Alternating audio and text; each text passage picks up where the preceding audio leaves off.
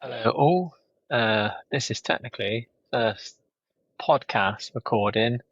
The fucking mic is up there. I was going to do an introduction, but I'm going to do that another time. I'm just going to talk about two things. I've called the episode AI, the Great Leveler.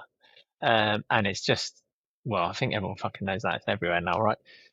Um, but I just thought these two conversations or two things were quite cool. In sort of bringing some of that home. So I'll talk about the first one. I was at a sort of summer kids party with my daughter and my wife on the weekend, and I was chatting to one of the dads there, and he was just sort of saying, "Oh, what do you do?" So I just explained, work for this company, work in sales, technology, blah blah blah blah, and um, and he was saying, "Oh, do you use AI and stuff?" And I was like, "Well, yes, quite a wide topic, not there's different tools and stuff." And he was saying my boss keeps talking about it at the moment, and he said um, they did things around events and stages and setting up all that kind of stuff. And he was like, we were miles behind when people were using sort of the internet and stuff like that. And he said, we've got a scheduler, we've got email, we've got um, some other bits. Can't remember exactly what they were now. There's like four pieces of technology that they use in the business. And he said it took us ages to get to that because he said most of what we do is physical. And he was saying that his boss has been like, oh, we should get a note taker and we should do this in the conversations and we should do this.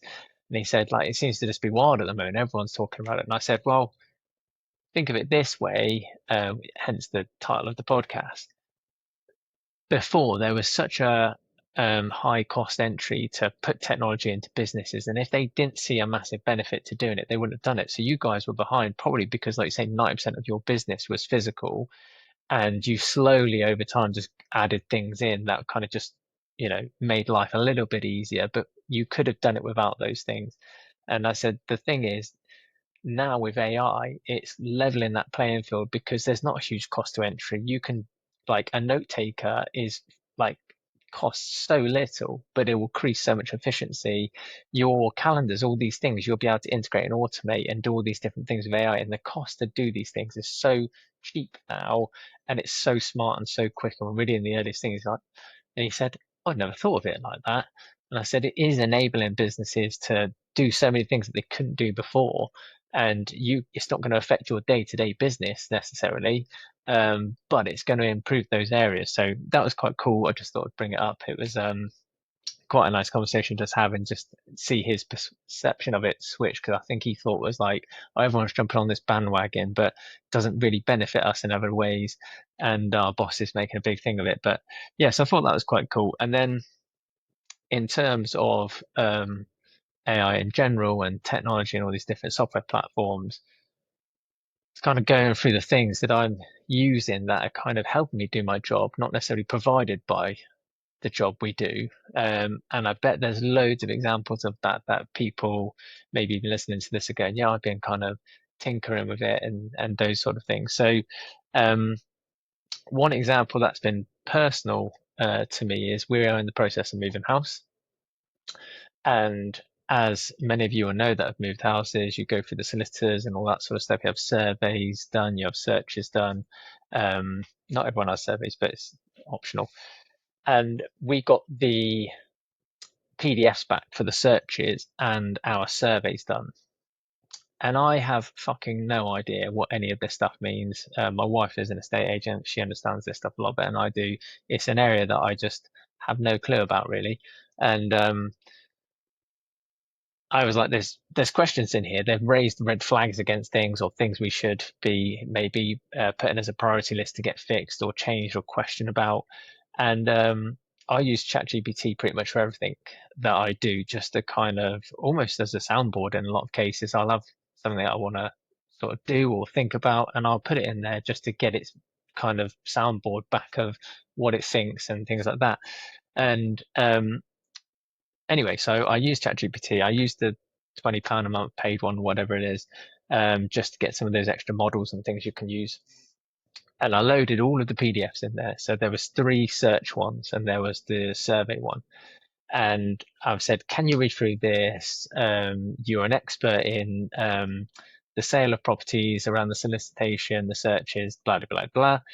Can you read these PDFs and present the questions and highlight the areas of concern or that need to be flagged, that we can put into an email that can go to a solicitor, that's easily readable, that they would be able to gather the information they need that's relevant to the results in the survey and the searches. And it goes through this thing, and I've put it into the deep search mode. Took about 5 minutes or something like that, and it's presented all these questions, the headlines of them, what the questions were, and put it into a format that we could put it into an email that we know that it's flagged all those things. We went through it and we're like, fucking hell, this has like picked up things around like sewerage. I think there's like an overspill going into one of the neighbors. It was talking about something to do with the water, all this sort of stuff. It was like stuff I would kind of never have picked out. And then when you go through the actual survey and you can see the things in red and the things in orange that concern, it picked out all of those bits and made them into this concise title and these bullet points. And talks about, do we have the information here? Can we check that? If we don't, should we have indemnity policies against it? And so on and so forth. And I was like, this is crazy. So yeah, really useful. So if you are doing anything like that, I think this is where the great leveler comes in, because solicitors, taxes, or people that deal in tax and accounting and all that sort of stuff, they've been great knowledge holders and they've had to study for a long time to understand this stuff and be able to work with people, which is why they charge the money and the time it takes behind it. But I just think from a personal perspective, you can almost, you're not necessarily going to have the knowledge they have, and maybe you could if you put time into it, but it's more about just getting these things done with some confidence behind it, that you're not just kind of pinging off something and going, I don't know what the fuck this means. You do, you're the expert, that's what we're paying you for. You can actually kind of go with someone a bit more concrete. So I think that you're going to see this in every industry. And I think it's really cool. It's going to allow, we did it last night. It took 15 minutes, maybe 20 minutes.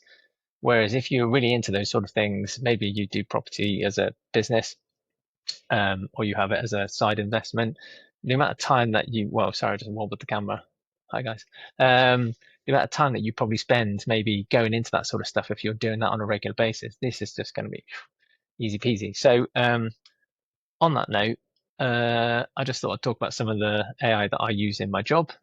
So ChatGPT, obviously I mentioned that. That's a great one. I use it for all sorts of things, soundboarding, asking it to help me create a certain way of writing something. I typically write everything I want to write. And then I use that to kind of finesse it and kind of maybe bring things in. I'll normally say, ask questions to me about what I've put in there that I may have missed, so that I can then come in and add those things in.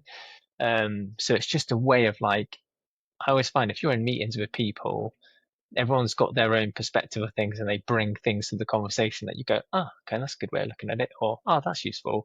And you can do it with this ChatGPT in a way that kind of gives you that rounded responses when you're not around all people all the time. So I use ChatGPT.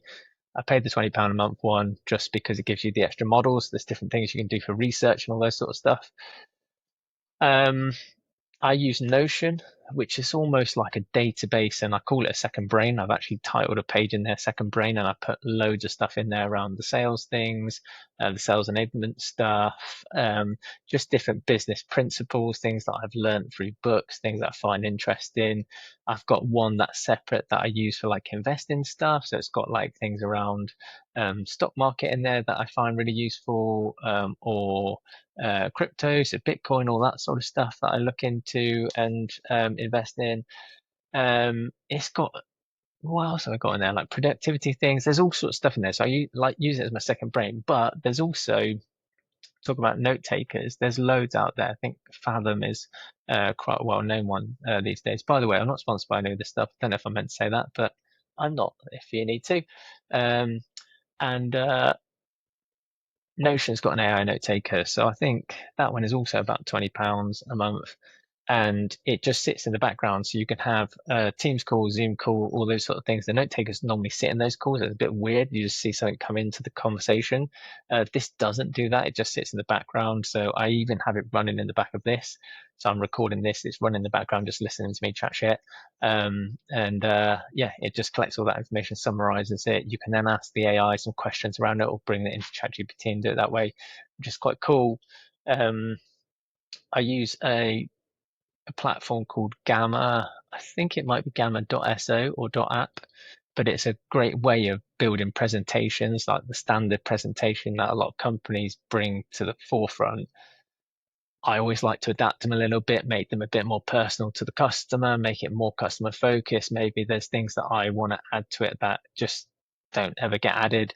So this is a great way of bringing things, or if you've got like uh, thoughts that you've got down on paper you want to bring into a presentation to make it a bit more structured, that's a really cool tool to do it in.